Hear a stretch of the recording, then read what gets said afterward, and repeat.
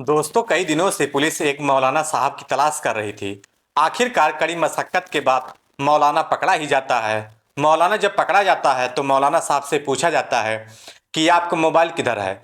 मौलाना ने शायद यह समझा होगा कि जो उसने मोबाइल में देखा था वह डिलीट हो चुका है, और कुछ ऐसा था जो शायद उन्हें एहसास ही नहीं था कि वह उसके अंदर सेव है। उसकी इनर मेमोरी में पुलिस ने जब अपनी तकनीकी माध्यम से उन सब चीज़ों को तलाश करने की कोशिश की, तो इंटरनेट पर जो चीज़ देखी गई थी वह उसकी इनर मेमोरी में सेव था।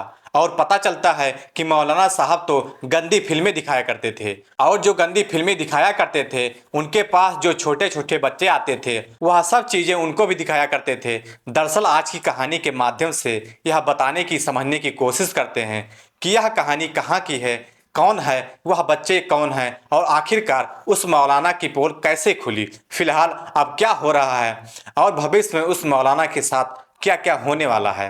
दरअसल बच्चों को कहता था कि यदि तुमने किसी से कुछ कहा तो जिन्नात तुम्हारे घर में जाएंगे, तुम्हारे अम्मी और तुम्हारे अब्बू को हमेशा हमेशा के लिए मार डालेंगे। और इसीलिए बच्चे वह शांत रहा करते थे। तो दोस्तों, गुड मॉर्निंग, नमस्कार, सत श्री अकाल। एक बार फिर से आप लोगों का स्वागत है स्टोरी बाई क्राइम 100 की इस एपिसोड में। उम्मीद है कि पूरी फैमिली अच्छी होगी, अपना और अपनों का ख्याल रख रही होगी। दोस्तों, आज की जो सच्ची घटना मैं आपको सुनाने जा रहा हूँ, यह सच्ची घटना उत्तराखंड प्रदेश का एक जिला लगता है ऊधम सिंह नगर, और ऊधम सिंह नगर का एक शहर लगता है रुद्रपुर। दरअसल रुद्रपुर कोतवाली क्षेत्र का एक गांव लगता है मलसराहू। 16 अगस्त 2024 की दोपहर के आसपास का समय रहा होगा। एक बच्ची जो कि अभी कुछ देर पहले मस्जिद में मौलाना साहब से पढ़कर घर पर आई थी, थोड़ी गुमसुम थी, थोड़ा परेशान थी। उसकी माँ ने पूछा कि बेटा क्या बात है, तुम इतनी गुमसुम, इतनी परेशान क्यों दिख रही हो। उस लड़की से जैसे यह पूछा गया वह डरने लगी, कांपने लगती है। तब माँ ने अपनी बेटी को अपने पास बिठाया, उसकी मनपसंद की जो चीजें थी उसको खाने के लिए दी, और खाने के बाद वह लड़की थोड़ी सी नॉर्मल होती है। तब माँ पूछती है कि बेटा थोड़ा बताओ क्या दिक्कत है, क्या परेशानी है। वह लड़की कुछ बोल नहीं पाती है। इसके बाद जो माँ होती है वह पास में जो बच्चे होते हैं उनके घर पर जाती है, क्योंकि उन बच्चों के साथ उसका उठना बैठना होता था। उन बच्चों से पूछा जाता है तो वह बच्चे भी कुछ ऐसे ही घबराने लगते हैं जैसे कि उस महिला की बेटी घबरा रही थी। जब उस बच्चों से पूछा जाता है, पूछने की कोशिश की जाती है, तो वह भी नहीं बता पा रही थी। आखिरकार फिर वापस उसकी माँ घर वापस लौट आती है, अपनी बेटी से और दुलार से पूछती है और यह भरोसा दिलाती है कि तुझे कुछ नहीं होगा, और जो भी कुछ है तू मुझे बता दे। आखिरकार उसकी बेटी ने जब बताने की कोशिश की तो उसने कहा जिन्नात तुम्हें मार डालेंगे और अब्बू को भी मार डालेंगे यदि मैंने यह सब बातें बताई। लेकिन माँ ने कहा कि कोई दिक्कत नहीं है, कुछ नहीं होगा, और मेरे पास जिन्नातों को रोकने की ताकत भी है। मैं रोकने की कोशिश कर सकती हूँ, मैं भी उसकी दिशा और दशा दोनों बदल सकती हूँ। जब माँ ने अपनी बेटी को यह भरोसा दिलाया तब उस बेटी ने कहा कि जब मैं मौलाना साहब के पास जाती हूँ तो मुझसे वह गंदी गंदी बातें करते हैं, यानी कि शरीर के अलग अलग अंगों को छूने की कोशिश करते हैं। जैसे ही उस 7 साल की बच्ची ने अपने ही मौलाना की यह कहानी सुनाई तो माँ के पैरों तले जमीन खिसक जाती है, सोचने पर मजबूर हो जाती है और गुस्से से लाल हो जाती है। मौलाना साहब के पास जाती है और जाने के बाद उसको बड़ी खरी खोटी सुनाती है, तो मौका पाते ही मौलाना वहां से भाग जाते हैं। अब इस बात की गूंज जब पूरे गांव में फैल जाती है, जैसे ही गांव के बहुत सारे लोगों को यह बात पता चलती है, मौलाना साहब को ढूंढने की कोशिश की जा रही थी। मौलाना साहब भाग जाते हैं। हालांकि उस महिला को भी समझाने की कोशिश की गई कि जो भी हुआ इसे शांत करो, खत्म करो, बदनामी होगी। लेकिन अगला दिन निकलता है, उस महिला का गुस्सा बढ़ता चला जा रहा था, क्योंकि उसकी बेटी के साथ जो हुआ था वह वाकई में अच्छा नहीं हुआ था, भयानक हुआ था। वह सीधा नज़दीकी पुलिस स्टेशन में जाती है, यानी कि रुद्रपुर कोतवाली में एक तहरीर दी जाती है, और तहरीर के बाद पूरी कहानी कहती है कि मेरी बेटी जो है वह एक स्कूल में पढ़ती है। स्कूल में पढ़ने के बाद जब वह घर पर आती है तो उस बच्ची को पास में ही एक मस्जिद है, और मस्जिद के ऊपर एक कमरा है, और उस कमरे के अंदर एक मौलाना साहब रहते हैं, और मौलाना साहब ही उस बच्ची को अरबी पढ़ाते हैं, उर्दू पढ़ाते हैं, साथ ही नमाज के तरीके बताते हैं कि नमाज कैसे पढ़ी जाती है। लेकिन कई दिन से मेरी बच्ची थोड़ा गुमसुम रहती है, परेशान रहती है, इस तरह की जो तहरीर थाने में मिलती है उसके बाद फिर इस जिले के जो एसएसपी होते हैं, एसएसपी के पास उस थानेदार ने बातचीत की। उसके बाद मुकदमा दर्ज हो जाता है और मुकदमा दर्ज होने के बाद आखिरकार जो इस जिले के एसएसपी होते हैं मंजूनाथ टीसी, वह 18 सदस्य एक एसआईटी का गठन करते हैं और यह जानने के लिए कि किस बात में कितनी सच्चाई है कितनी नहीं है। आखिरकार इस मामले की जांच पड़ताल करना शुरू कर देते हैं तो पता चलता है कि मौलाना मौका पाते ही वहां से भाग चुका है। वह कहाँ का रहने वाला था उसके बारे में पता करने की कोशिश करते हैं तो उत्तर प्रदेश का एक जिला लगता है पीलीभीत और पीलीभीत का एक थाना लगता है जहानाबाद।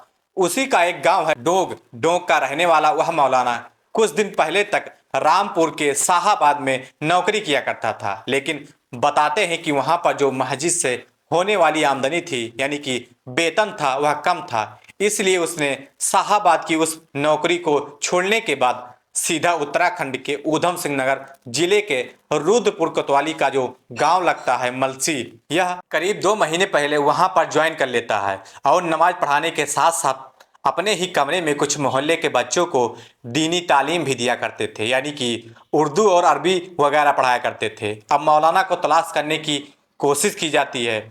जो पुलिस की टीमें थी वह लग जाती हैं। आखिरकार मौलाना पकड़ा ही जाता है और पकड़ने के बाद इस मौलाना को जब लेकर आते हैं तो मौलाना साहब से पूछताछ की जाती है कि आखिरकार कहानी क्या है क्या नहीं है। तो मौलाना ने बिल्कुल इम्तिनान से अपनी सारी बातों को बताया कि ऐसा कुछ भी नहीं है, यानी कि सब चीज़ों को झुठलाने की कोशिश की। मौलाना का जो मोबाइल नंबर था वह बंद था, लेकिन जब उस मौलाना के मोबाइल को जब्त किया गया तो उसे यह नहीं पता था कि जो उसने मोबाइल की हिस्ट्री में देखा था उसके अंदर सेव है, यानी कि उसके रूट वेब में सेव रहता है। उसमें पहले से ही सेव होता है, उसको आसानी से डिलीट नहीं किया जा सकता। और वैसे भी पुलिस के पास अच्छी खासी तकनीकें भी होती हैं। उस तकनीक के माध्यम से पता चलता है कि वह उसमें गंदी फिल्में यानी कि पोर्न साइट के पास जाकर गंदी फिल्में देखा करता था। अब उस बच्ची के साथ साथ जितने भी बच्चे आया करते थे उन बच्चों से बारी बारी से पूछताछ की जाती है तो पता चलता है कि जो बच्चे हैं वह 5 साल से लेकर के 10 से 12 साल तक के बच्चे हैं जो दीनी तालीम हासिल करने के लिए आते हैं। मौलाना बहुत ही शातिर किस्म का व्यक्ति था। जिन बच्चों की उम्र 9 या 10 साल से ऊपर होती थी खासकर उनके साथ वह बड़ी सख्ती से पेश आया करता था। उन्हें बहुत बुरी तरीके से मारता था, पीटता था और उनसे एक एक चीज को बारीकी से पूछता था कि तुमने ठीक से याद किया कि नहीं किया। और इस बात की आसपास के लोगों में बड़ी तसल्ली होती थी कि मौलाना साहब बहुत सख्त हैं और बच्चों को अच्छे से उर्दू पढ़ा रहे हैं, अरबी पढ़ा रहे हैं। लड़कियों के लिए भी यही रूल था। जो 9 साल से ऊपर की लड़कियां होती थीं, जो थोड़ी समझदार थीं, अगर किसी बच्ची के साथ वह कुछ ऐसी हरकतें करने की कोशिश करता तो वह लड़कियां जा करके अपने घर पर बता सकती थीं। तो ऐसे में उन बच्चियों को वह होमवर्क दिया करता था और उनके साथ भी वह सख्ती से पेश आया करता था। अब यह बच्चे जल्दी आते थे और इन्हें लगभग 10 से 15 मिनट के अंदर ही इन्हें घर भेज दिया जाता था। लेकिन जो बच्चियां 5 से 8 साल की हुआ करती थी उन बच्चियों को वह अपने पास रखा करता था और उनसे बड़े प्यार से, बड़े दुलार से बातें किया करता था। उन्हें अपने एसी वाले कमरे में ले जाया करता था। बारी बारी से उन लड़कियों को वह एडल्ट फिल्में, गंदी फिल्में, पॉर्न वीडियो इस तरह से दिखाया करता था और जो भी उस वीडियो के अंदर होता था कुछ कुछ वैसे ही हरकत करने की कोशिश करता था। पुलिस की जांच में आया कि वह अकेले बच्ची नहीं थी बल्कि 5 लड़कियों के साथ लगभग 1.5-2 महीनों से यह सब चीजें चल रही थी और सब बच्चियों से यह कहा गया था कि अगर किसी ने भी अपने घर जाकर यह सब बताने की कोशिश की कि तुम्हारे साथ क्या होता है तो मेरे पास एक जिन्नात है, उसके पास जादू है और उस जिन्नातों को वह छोड़ देगा, तुम्हारे घर जाएगा, तुम्हारे मम्मी और तुम्हारे पापा को वह मार डालेगा, यानी कि उन्हें बहुत नुकसान पहुंचा सकते हैं। छोटी बच्चियों के दिमाग में, दिल में इस तरह का डर बैठाया गया था कि वह जिन्नातों से डरने लगती हैं। यही कारण था कि कई दिनों से यानी कि 1.5 महीने 2 महीनों से वह लगातार शोषण कर रहा था। उसके बाद वह किस हद तक गया था, पुलिस इसी मामले की जांच पड़ताल में जुटी हुई है। आखिरकार जब यह बात गांव वालों को पता चलती है कि उसने एक नहीं बल्कि 5 लड़कियों के साथ इतना घिनौना कृत्य किया है तो गांव वालों को यकीन नहीं हो रहा था कि जिस व्यक्ति के पीछे वह नमाज पढ़ रहे हैं वह शायद नमाज भी कभी कबूल हो पाएगी या नहीं हो पाएगी। लेकिन इस घटना ने पूरे गांव को तोड़कर रख दिया। हालांकि पुलिस ने जब 18 सदस्य एसआईटी का गठन किया है उस एसआईटी के माध्यम से उस मौलाना की जो बैकग्राउंड हिस्ट्री है, जहाँ जहाँ भी वह आज तक रहा है, कहीं ऐसा तो नहीं कि पहले कुछ बच्चियों के साथ, कुछ लड़कों के साथ उसने ऐसा घिनौना कृत गंदा काम किया हो। हालांकि पुलिस अभी ठोस नतीजे पर नहीं पहुंची है, लेकिन उसको रिमांड पर लेने के बाद उससे पूछताछ की जा रही है। पूछताछ करने के बाद उसको जेल भेज दिया जाता है और पुलिस इस मामले की जांच पड़ताल में जुटी हुई है। और जैसे ही यह बात अखबारों, सोशल मीडिया, अलग अलग प्लेटफार्मों के माध्यम से जब यह लोगों में फैलती है तो लोगों में गुस्सा होने लगता है। यह मामला उत्तराखंड की विधानसभा में भी उठाया जाता है और यह पूछा जाता है कि आखिरकार कब तक इस तरह की घटनाएं होती रहेंगी। दोस्तों, इस पूरी घटना को सुनाने का उद्देश्य किसी को परेशान करना नहीं था, किसी का दिल दुखाना नहीं था। हालांकि आप लोग को जागरूक करना था, आप लोग को सचेत करना था। जरूरी नहीं है कि आपके बच्चे मदरसे में जाते हैं, जरूरी नहीं है कि आपके बच्चे स्कूल में जाते हैं। आपके बच्चे घर से चाहे जहां भी जाते हों, घर से किसी भी सदस्य से मिलते हैं, अगर मिलते हैं तो आपकी नैतिक जिम्मेदारी बनती है आप अपने बच्चे से बातचीत करें, उनके दिलों में बैठकर उनसे बातें करें, उनसे इतना प्यार से पूछें, उनके मन में, उनके दिल के अंदर यह जानने की या समझने की कोशिश करें कि आज तक पूरे दिन में उनके साथ क्या हुआ है, कहीं उनके साथ गलत तो नहीं हो रहा है।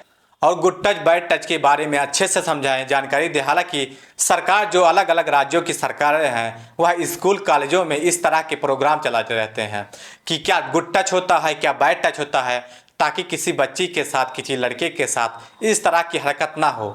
लेकिन यह परिवार के लोगों की भी जिम्मेदारी बनती है कि अपने बच्चों से वह बहुत नज़दीक जाके उनसे यह बातचीत करें कि उनके साथ कहीं गलत तो नहीं हो रहा है। यदि हो रहा है तो उस अपराधी को, उस आरोपी को, वह चाहे कोई भी हो, किसी भी कीमत पर उस व्यक्ति को, उसे सजा दिलाने की कोशिश करें, ताकि भविष्य में किसी बच्ची के साथ, किसी बहन के साथ, किसी बेटी के साथ ऐसी घटना ना हो सके। तो दोस्तों, चलते चलते कुछ लोगों का नाम बोलना है।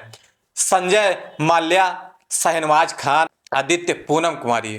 तो दोस्तों, अगले एपिसोड में मिलते हैं, तब तक के लिए जय हिंद, जय भारत।